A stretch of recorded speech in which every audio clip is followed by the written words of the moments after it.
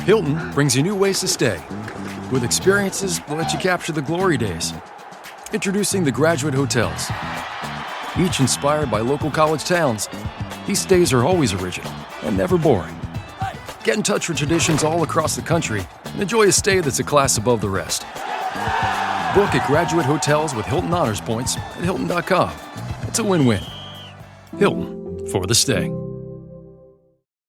This Steve Jones Show podcast is now loading. The Steve Jones Show podcast is presented by Sunbury Motor Company, Purdy Insurance, and Brewers Outlet.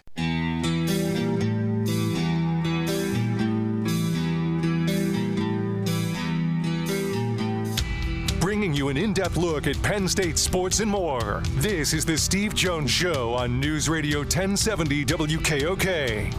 The Steve Jones Show is presented by Purdy Insurance, Brewers Outlet, and Sunbury Motor Company. Now from the Sunbury Motor Studio, here's Steve Jones.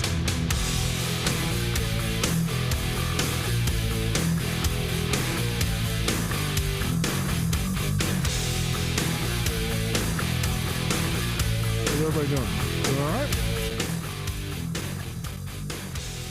They have this We Are Philly event coming up. Now, I did this event last year. I'm not going down this time. But I was talking to the people today, and they were telling me they've got over 400 people registered for this thing.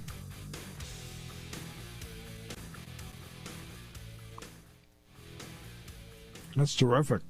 Saquon's going to be there, which is great. Doesn't have as far to go this year. Oh, I guess he was signed by this time. This happened last year. Because at the event last year, I talked to him a little bit about being with the Eagles. So, of course, you said, Saquon, you're going to rush for 2,000 yards and you guys are going to win a Super Bowl. I know it. It's one of the best free agent signings ever. I mean, really, you think about in sports, that is one of the better free agent signings in any sport. I mean, some guys, there's no question, certain guys they pay off. Two of them are in Philadelphia, Saquon Barkley and Bryce Harper. I mean, pretty darn good. A little bit of star power there, huh? Some decent evaluations, yes. Yeah, I would say so. No question.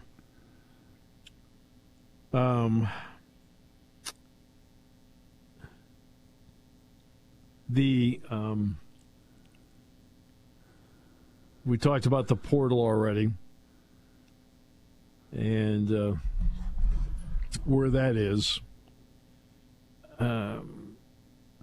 They've worked this thing. Penn State's a developmental program. And I was talking to a group today, and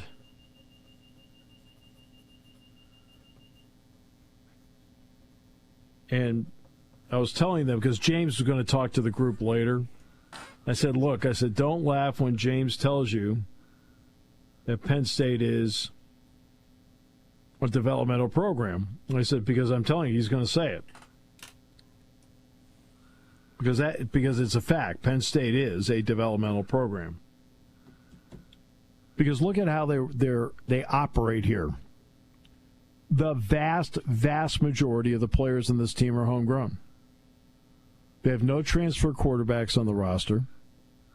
They have no transfer running backs on the roster.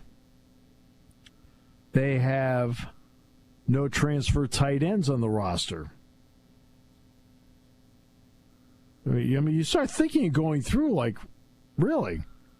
Now, it doesn't mean other spots they don't. Nolan Rucci, obviously, is a transfer. T.J. Shanahan is a transfer on the offensive line, but all the rest of the guys are homegrown. Shelton, Ioane, Dawkins, Donko, Cooper Cousins, Javen Williams. Wide receiver, you obviously have Ross, Pena, and Hudson. Everybody else is homegrown. Defensively, Ine White from Texas A&M. Okay, transfer Owen Wafel, defensive tackle, transfer. Now you have Amari Campbell, linebacker, transfer. A.J. Harris at corner is a transfer. King Mack, I don't know what to categorize him. He's just back. Okay. He came here, left, came back. To me, as far as I'm concerned, he's only sort of a transfer. I would say in a perfect world, if all their evaluations are right, they wouldn't have any at receiver either, correct? I think it's hard to avoid in the Lions just because people at that age mature faster, and sometimes you need more depth. I think it's a little harder to project that an 18-year-old kid at 220 is going to be, right, good at 300. Right. No, exactly. Okay, go ahead. Well, I was going to say, but again, I think if everything works out recruiting-wise in the receiver room, they probably would prefer not to have any transfers there either. Right. But you use the transfer portal judiciously to fill what you think is a potential gap somewhere. Okay? And that's what Penn State has done. They felt they needed 2 more corners last year. They got Jalen Kimber, they got A.J. Harris. Well, they both ended up being starters. What does that tell you? Which then bought a little more time for Davian Collins, Zion Tracy, and Elliott Washington. Well, Kimber now is eligibility up. He's now a free agent, and I think Jalen signed with the Jag. No, he signed with the Tennessee Titans. Okay, A.J. Harris is back. A.J. Harris is a terrific corner. Elliott Washington has developed into a terrific corner. Zion Tracy can play corner or that nickel spot. So they're judicious with it. All right, we told you earlier in the week about the ACC in basketball. They've struggled, something I thought I would never say about ACC basketball. I never thought I'd say they have struggled as a conference. Yet they have. So when ESPN partnered with the ACC for the ACC network, they wanted more content, more, quote, as TV would say, inventory. What the ACC did was they went to 20 games in conference, which in turn is what the Big Ten did. We told you that the ACC was thinking about cutting back on the schedule. Today, they made it official. They're going to go from a 20-game conference schedule to 18. They say it will give each school 2 more spots for non-conference games, which they refer to as marquee non-conference games. Really? Are you sure they're all going to be marquee non-conference games? You're not going to go out and get Wofford?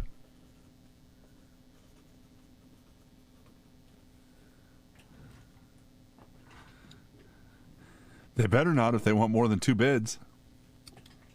Well, here's the conundrum.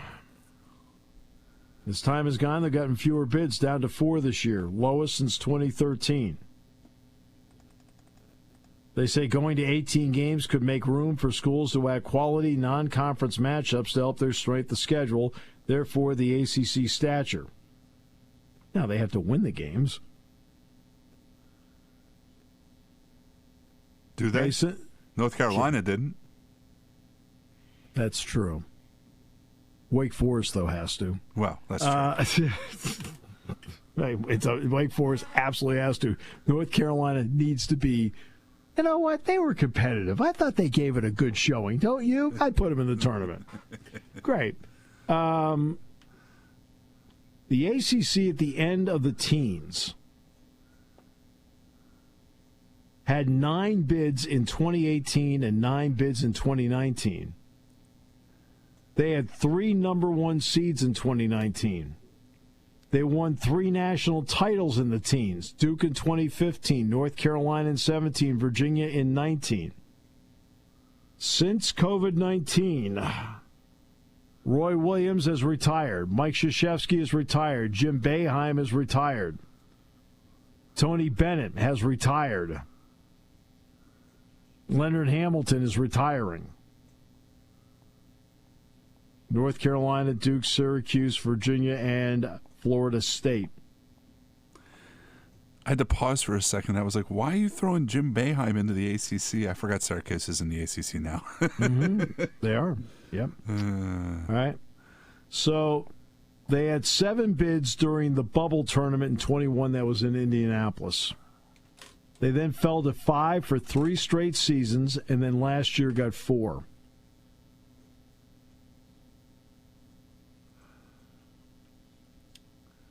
Right now, they're an 18-team conference. The last time the ACC got 4 bids was 2013, but they had 12 schools in the conference.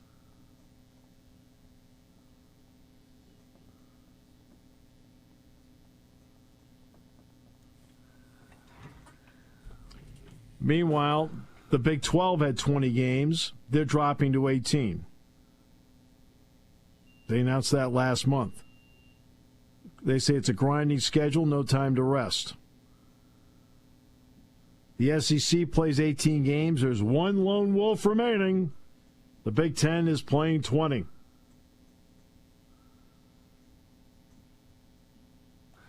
Is it too late to change for next year? Yep. Okay. They've already announced the opponents. Oh, yeah, that's right. They did, didn't they? Yep. That's why I'm here. And it is official. And you could have told that as soon as Dick's Sporting Goods opened this morning, the first guy in line to get gear was the suit. It's the Utah Mammoth of the NHL. They've got the Wasatch in the background with the mammoth with the big tusk. Utah Hockey Club, gone. Utah Mammoth, in. I like it. The grammar person in me goes, why is it only one? Right. They chose the singular mammoth rather than mammoths because they say it symbolizes one team all in Utah. I'm just telling you what they said. I know. They were asked the question, why is it mammoth instead of the mammoths? They said it symbolizes one team all in and all of Utah. The first time you said it, I almost thought that you believed it. The snow-capped Wasatch Mountain Range makes up the background.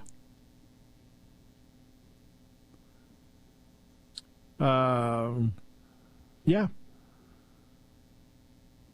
I mean, there's certainly worse names they could have picked. I certainly don't mind the mammoth.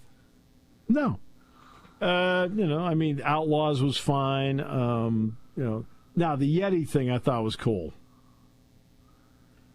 But there's this stupid copyright law. Somebody's going to walk around with a cooler on their shirt and think it's the hockey team. That's right. Oh, goodness. So, yeah.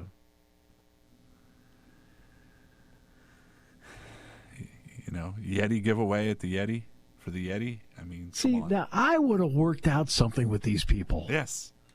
I would have. Like, come on, man. Maybe they didn't. We don't know the other side of the story. Maybe the cooler people didn't want to. That's why they're not cool.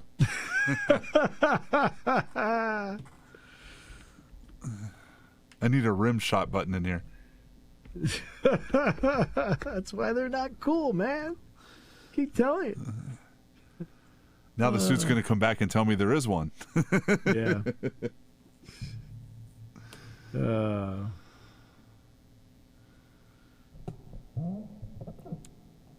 You got to be cool, man. You got to do it.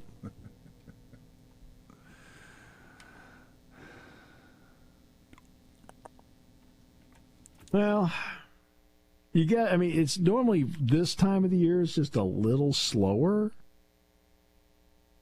Now I know we can talk about the playoffs, who we won. No home teams win. They fight all year to get home field, home court, home ice, and you don't win. I was going to see. I did see while we were on break that Steph Curry is going to be out a week. Yeah, he's out a week, hamstring. Oof. They still won. Yeah, wow. Still won. The Timberwolves shot pretty poorly, though. Well, look. You're not going to win. You're going to win very few games in the NBA. When you score 31 points in the first half. They scored 30. They're an NBA team. They scored 31 points in the first half. Are you kidding me? They've got a goal. Minnesota has a golden opportunity here. A golden opportunity. They've got a wounded, older Golden State team. They've got a great chance. And they didn't play well last night. Still got to deal with playoff Jimmy, but yes. Yeah, playoff Jimmy. He didn't play much of a role last night. I think he had 26, 5, and 5. Yeah, but I watched some of it. He was like, okay, he can play better than that. I want to know what's gotten into Buddy Hield the last 2 games. Suddenly he remembered his Oklahoma days. Yeah, good heavens. Yeah. Something else. I was going to say, there's a playoff series last year, second round, maybe against the Knicks. The Sixers could have used that in. Yeah. So, there's a lot of former Sixers roaming around out there. Well, that's true. God. You look at what Dave Dombrowski does with the Phillies, what Howie Roseman does with the Eagles, and then you watch that. Is it the building? I don't know. I think it's a little bit of bad luck. I think it's a little bit of poor decision making years ago. Picking Ben Simmons over Jimmy Butler, Markelle Fultz at one instead of Jason Tatum. They've just made so many issues. Jason Tatum, Jimmy, and Joel would be a pretty good team. Here we go. The NBA draft lottery is coming up. Kevin Nagandi, who's very good, by the way, will host the NBA draft lottery for the first time in Chicago on Monday night. Shams Charania will also be the network insider for the first time. The main set analysts, Bob Myers, former Warriors GM, Jay Billis, who knows the college game as well as anybody, and Kendrick Perkins. Nagandi is the third host of the lottery in as many years. Last year was L. Duncan. The year before was Malika Andrews. Great. For some odd reason, they claim that ESPN will be focusing its draft coverage on Cooper Flagg. Where did they ever come up with that idea? Why is Shams there? Oh, he's the NBA insider. Well, it's not like the ping pong ball is going to leak who number one is. Who knows? It's like, golly. Look, they just throw people out there to throw people out there. Okay? It might be the first draft lottery I watch in a while since the Sixers have an outside shot at number one. I would say, was it Monday night? Yeah. My odds are long. Yeah. I'm not going to actually put eyes on it, but I might look after it's over to see if this where the Sixers pick. How's that?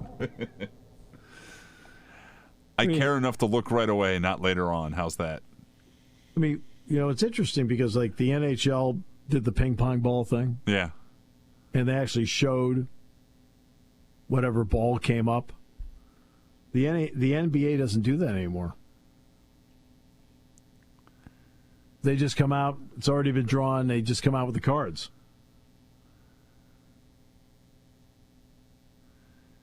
Well, wasn't it always the rumor that they heated the balls and stuff like that to direct the picks? Yeah, they always seem to fall a certain way, don't they? Yeah. Well, I think if that were completely true, they'd figure out a way to get Cooper to one of the bigger markets. Let's see. If the Sixers got the first overall pick, would they pick him? Oh, even they aren't that dumb, are they? What was your question again? I think even they could figure out Cooper Flagg. What was your question again? Let me have a little confidence. Sure. Not even they could be that dumb. Yeah. It is Daryl Morey could become a man enamored with a French dude. Yeah, I can see that now. I'm telling you, he's way better than Cooper Flagg. Okay, great. Incredible. You sure? Speaking of rookie years, did you see the rookie of the year picture? I think it was from Friday, where they posed Victor with Tim Duncan, Stephen Castle, and David Robinson. Oh, really? Yeah, it's quite a foursome. Well, I know, but it's always wild to me when they stick Victor Wembanyama in those pictures, and when he towers over 7'1" David Robinson. Yeah, he's bigger than the two centers. Yeah. Really? Well, at least Tim Duncan has an excuse. He's a short center. He's only 6'11". True. Yes, there are some people who don't quite measure up. Wow. Yeah. I also love how he now looks like he just walked off the island. And so he had sandals and shorts and long dreads. Oh, man. Hey, boy. You got to give the Pirates credit. They give the show a lot of content. That's all we need. This is the NCAA and the Pirates. Yeah. Two doozies and the Phillies bullpen. Yes. And, and whatever Yankees things annoys Matt. How's that? Oh, Matt's just... Didn't the Yankees just lose another guy? Didn't they lost a pitcher? Williams got lit up again 2 nights ago. I do know that. I know they won 12-3 last night because Austin Wells had 5 RBIs in 1 inning. Ooh, that's a big inning. They had a grand slam and an RBI single. What happened first? The grand slam? I think the grand slam. Yeah.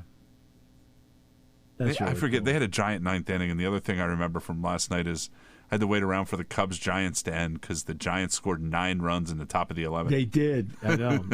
9 in the 11th inning. He was sitting there like going, okay. Why is this the only one not done? Yeah. Kept playing and playing. 9 runs. Golly.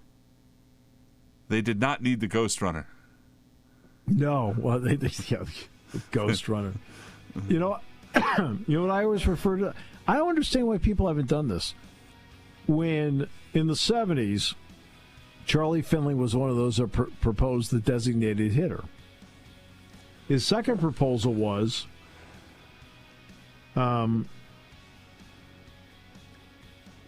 because of the Herb Washington deal, he wanted to have a runner that he could use any time.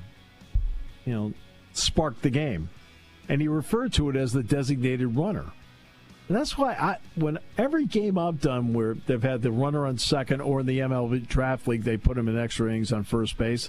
That's why I always refer to that person as the designated runner. I don't understand why people haven't caught on with that, because that was the terminology used back in the 70s when they were discussing this.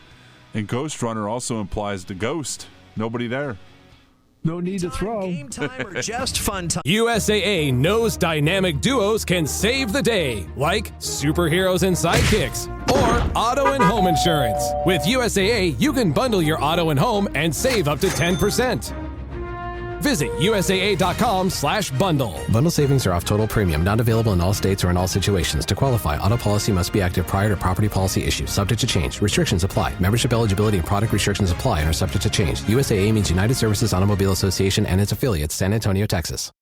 Doesn't matter what time it is because it's Brewers Outlet time. The beverage supermarket has the area's largest beer selection, imports, microbrews, ciders, and domestics. Pick from over 100 ice-cold 12-packs and dozens of 24-ounce singles. Soda, snacks, hot sauces, fresh roasted peanuts. Make it one-stop party shopping, and don't forget the pickle bar. So whatever you're celebrating or just doing it up, Brewers Outlet, Reagan Street, Sunbury wants to see you. And thank you for your years of patronage. Party time, game time, or just fun time. Doesn't matter what time it is because it's Brewers Outlet time. The beverage supermarket has the area's largest beer selection, imports, microbrews, ciders, and domestics. Pick from over 100 ice-cold 12-packs and dozens of 24-ounce singles. Soda, snacks, hot sauces, fresh roasted peanuts. Make it one-stop party shopping, and don't forget the pickle bar. So whatever you're celebrating or just doing it up, Brewers Outlet, Reagan Street, Sunbury wants to see you. And thank you for your years of patronage. This Memorial Day, we pause to remember the men and women who gave everything for our freedom. They didn't just fight for a country, they fought for the future. Their sacrifice is the reason we stand strong today. At Sunbury Motors Ford, we honor that spirit of resilience, the same grit that built this nation and drives us forward. And right now, we're giving you big savings on the vehicles that keep America moving. Save up to $4,399 on 32 2025 Ford Explorers, starting at just under $40,000. Save up to $5,045 on 39 2024 Ford Bronco Sports, starting under $29,000. Need a truck that works as hard as you do? Check out the 16 2025 Ford Mavericks, delivering up to 40 miles per gallon. And these are more than just deals. They're a reflection of the strength and resilience that built this country. And that's why Ford is still standing strong after 122 years. At Sunbury Motors Ford, we're proud to be American-made, American-owned, and coming alive in 2025.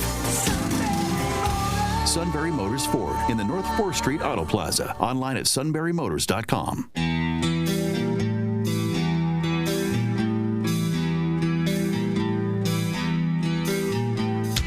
Bringing you an in-depth look at Penn State sports and more. This is the Steve Jones Show on News Radio 1070 WKOK. The Steve Jones Show is presented by Sunbury Motor Company, Purdy Insurance, and Brewers Outlet. Now from the Sunbury Motors Studio, here's Steve Jones.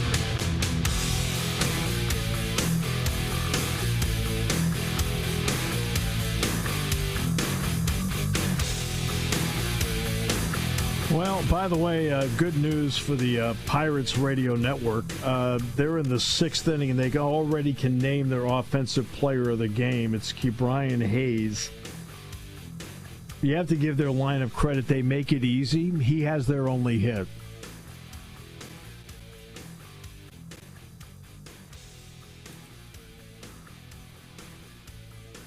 Sounds like Charlie Hayes on some of those old Phillies teams. Oh, that's just brutal. Brutal, says the Mets fan. Hey. Says the Juan Soto Mets fan. Hey, they're in first place, and they're wondering if Juan Soto is the right fit. So, it's all the same in New York. Oh, hey. Their attendance is way up. It's also May. We always say it's not a sprint. I know, but you know what? The games in May count too. I know he'll be. My point is he'll be fine. Oh, him! I'm not really thinking twice about him. Yeah, your guy. Him and Tyler Shuck. Yeah. Tyler Shuck. I can see it now. Tyler Shuck. Saints quarterback.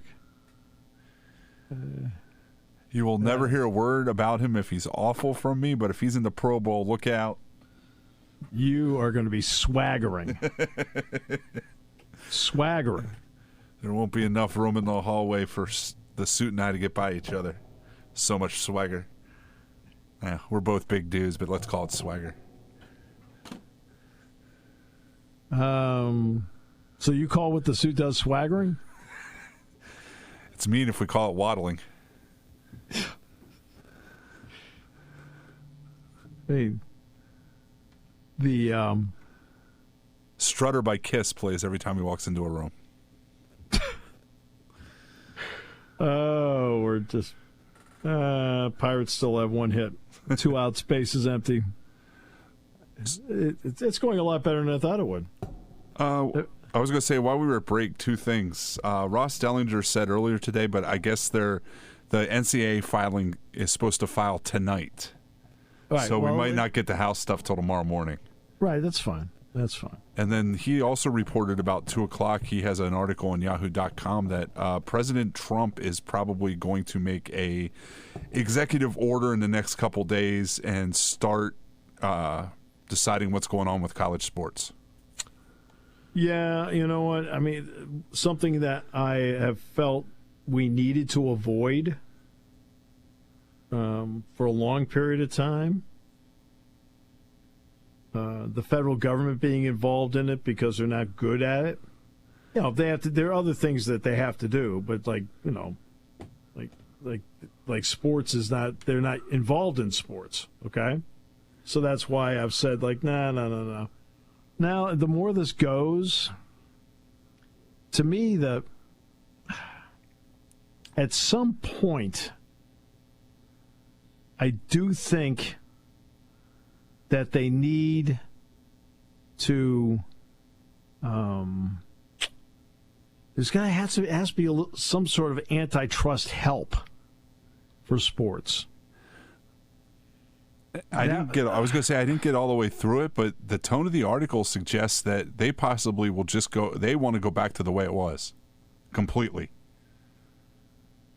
No, I don't think that's going to happen. That's going to end up in court, and I don't think that's going to happen. Well, I don't either, but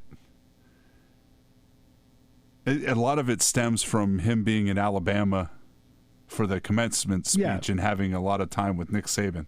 And we know how Nick feels about all this. And Tommy Tuberville. Wow. He was there. No, he was there too. Well, that's Trump's own fault if he listens to Tommy Tuberville and not Nick Saban. Right. I'm just saying those are two. I mean, they're both 2 former head coaches. Yeah. One with a way better record. Yes, it's true. That is true.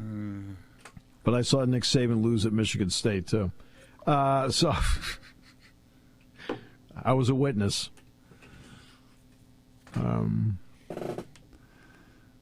Timing. Well, I was going to say, nobody mentions Nick Saban at the Dolphins anymore either. No. Oh, wait a minute. Good news. Andrew McCutchen got a hit. Stranded at first, but the Pirates have now doubled their hit total. They're at 2. Who's pitching for the Cardinals? Sonny Gray, I would assume. I was going to say since Liberatore threw last night. Yeah, let me see. Who was pitching for them? Guardians lead the Nationals 8-6, bottom of the 8th. Astros lead the Brewers 6-1, top of the 6th. Giants lead the Cubs 1-0, top of the 2nd. And the Cardinals with a 3-0 lead in the bottom of the 6th. And Sonny Gray is pitching. 7 strikeouts, 1 walk, 2 hits. There you go.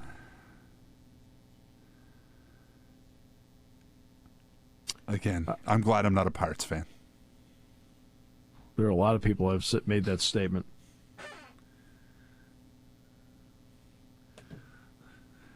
I always feel bad. There's an old, a retired teacher around here that I'm friends with on Facebook, and he is a giant Pirates fan because he's from Clearfield, and I just always feel bad. No, because he's searching for answers that I don't think there are answers to right now. As we've talked about. Right, I do too. I feel awful for Pirate fans. I made the statement back in the 90s and early 2000s. And even back to the 80s when I was doing a show like this for the first time. So that Pittsburgh wasn't a great baseball town. And I said, look at the playoff attendance and so forth.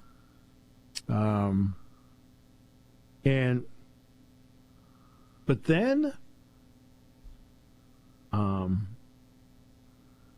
they had that 3-year run where they lost to the Cubs in the opening round. Though they beat Cincinnati, then lost in 6 to the Cardinals, then they lost to the Cubs, then lost to the Giants. The fans turned out in droves because they were hungry and aching for winning baseball. That's when I changed my mind about Pirate fans. Now I feel awful for them because I know they want to be there.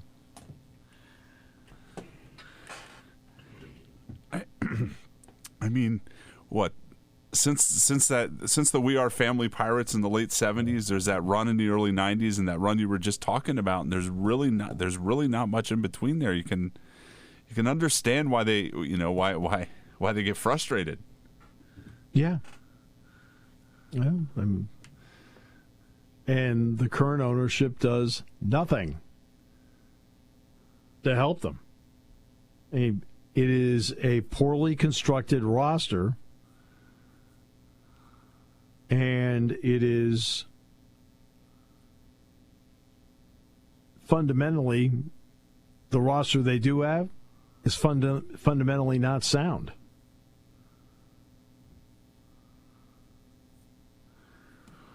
That's a bad combination.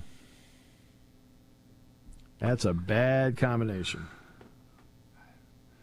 Again, and I don't know how they get out of it. And with this, we talked in the first hour about what are the Steelers doing. If the Steelers start struggling for a couple of years, I wonder how much. And, the Penguins haven't been super great the last 2 years. I wonder how much of this focus finally goes on to the Pirates and just how much they are struggling.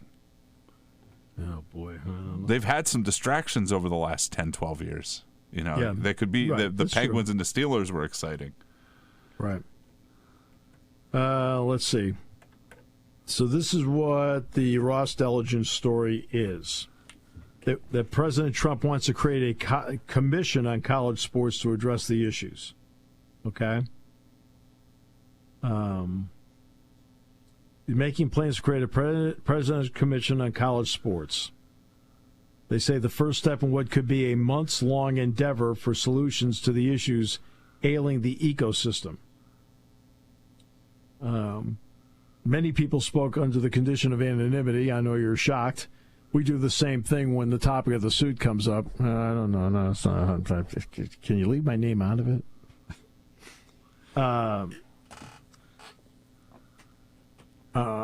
Many college sports stakeholders have been briefed on the matter. It's unclear when the announcement could be made. And the suit just texted me. Well, it confirms that he's awake. Let's see. The Steelers won't be good. Omar has no direction for this team. If he does, please share it with the fans. I can't do that. Because I don't know what his direction is. The team's spinning their wheels, and a team that's decent enough to make the playoffs and bad enough to not advance. I mean, they're in a no man's land right now. And I've talked about that now for 3 or 4 years. You didn't want to listen to me then, Suit, did you? Oh, no. I said, I'm telling you, they're the Atlanta Hawks. No, they aren't. Yeah, now he's like, hey, maybe you were right. Maybe. The commission is expected to deeply examine the landscape of college sports, including the frequency of player movement in the transfer portal, the unregulated booster compensation paid to athletes, the debate of college athlete employment, the application of Title IX to school revenue share payments, and conference membership makeup and conference television contracts. In other words, they want to look at the whole gambit here. Did you see that one guy's proposal from Washington, I think it was, a couple of weeks ago? No. One of his proposals was that no conference should be in more than 2 or 3 states, I think it was. Oh, that's ridiculous. You can't do that. I know. I think somebody shared it just because it was ridiculous. I don't think that's, but I was just like, Look, okay, just so the guy in Washington, is it Washington State? Yeah, I think it was Washington State, okay. yeah. So in the state of Washington, all right. I bet he's a Washington State grad. Yeah. Okay, I would like to inform him that the days of traveling by train are over. It takes as long for me to get on a bus to go from Rutgers back to State College as it does to go from USC at LAX back into State College. It's 4 hours. Now, the difference is getting out to California. We had to stop in Kansas and refuel for basketball, not football. And, of course, for football, we had to take off out of Harrisburg. But for quaint narratives, it sounds much better if you bus back for 4 hours than it does if you fly back for 4 hours. Absolutely, unless you're sitting on the bus for 4 hours. I hate traveling on buses. I hate buses, too. And it has nothing to do with all the great bus lines that are out there or anything like that. It's nothing to do with that. Because, remember, the first quarter, well, less than that, I guess, the first 20% of my career was in the Atlantic 10. We bussed a lot. And after a while, oh, God, I got to get on the bus. You know, like the State College to Olean bus trip and back? You want to know how much Bruce Parkhill hated it? I can imagine. Bruce Parkhill, we'd go up and we'd stay at this place called the Castle Inn, which had a Swiss Guard decor, which meant that sucker may fall off the wall in the middle of the night. You might get lanced. Yeah. Okay. You'd have to put towels under the doors because it was cold. And Bruce got so sick of it, we started traveling up on a bus the day of the game, stopping at the Marriott, the Courtyard up there briefly, and then going over, playing the game, coming right back. We started doing everything in one day. He just didn't want to go. Like, okay. That's when you know you're in a dump. Yep, that's not good. The college sports bill, which they claim they're closer than ever, and a lot of people have been working on this. Cory Booker from New Jersey, Chris Coons of Delaware, Jerry Moran of Kansas, Ted Cruz of Texas, and Richard Blumenthal of Connecticut. Surprised Chris Murphy's not in here because Murphy's a big sports fan. But there's a framework to the bill that has three main concepts. One, limited antitrust protection that in part codifies the House settlement to allow the NCAA empower conferences to enforce eligibility and transfer rules, as well as rules around the new revenue sharing structure. Two, a clause deeming athletes as students, not as employees, with a possible sunset on that provision after a set number of years. Three, preemption of existing NIL state laws, many of which contradict the settlement and or NCAA rules. That's what Congress is looking at bill-wise.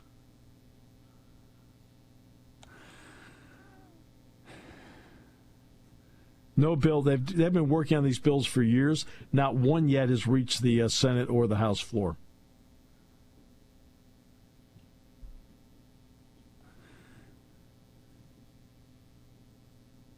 I still see issues on some people being upset by some things in that, but I mean, that sounds as plausible as anything else that's been proposed. Yeah. I mean, because look, you're going to do a 12-team college football playoff this year. It is expanding. There's no getting around it. It's going to expand. Okay?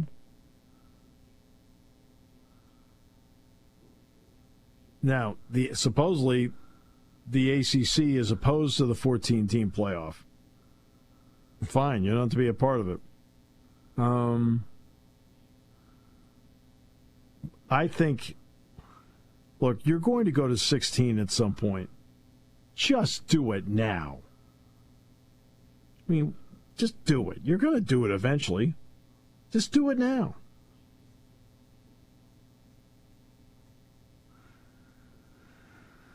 And, I can't do it this season. This season's the last season of the existing contract. But that's what I always find surprising about this. Like, they go back and forth, back and forth, back and forth. Just go to 16 now. Make everybody play. It's not like you're going to make the season any longer than it was last year. Right. It's same amount of weekends. What's the difference?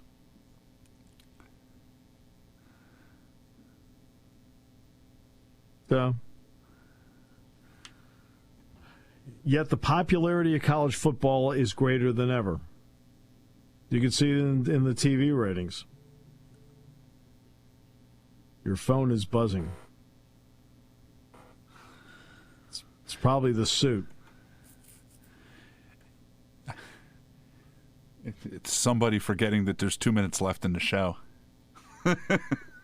Sounds like it's from home. I will not put the blame on the wife, but it is from a family member. Gotcha. Did you see what Ian Shefflin's going to do? I did. Good basketball player, by the way. I mean, not an NBA player, but a good basketball player, good college basketball player. I think I've done at least 2. I've seen Ian play 3 times in person and broadcast 2 of them. Okay? Really good player. Evidently, he's going to try out to be a tight end on the Clemson football team. I think the only issue might be he's 6'9", isn't he? It's a big target, man. Well, I know, but that's a little big for football. A touch tall. Yeah, it is. But you never know. You know how they rave about those 7-on-7 films on the internet? Oh, yes, I love those. Did you see the 6'8" kid receiver? No. They're raving about a 6'8" kid receiver. I bet he weighs 170 pounds. Really? Yeah. He's going to fall apart the first time he gets hit. Might get bumped off the route. A little bit. Just a thought.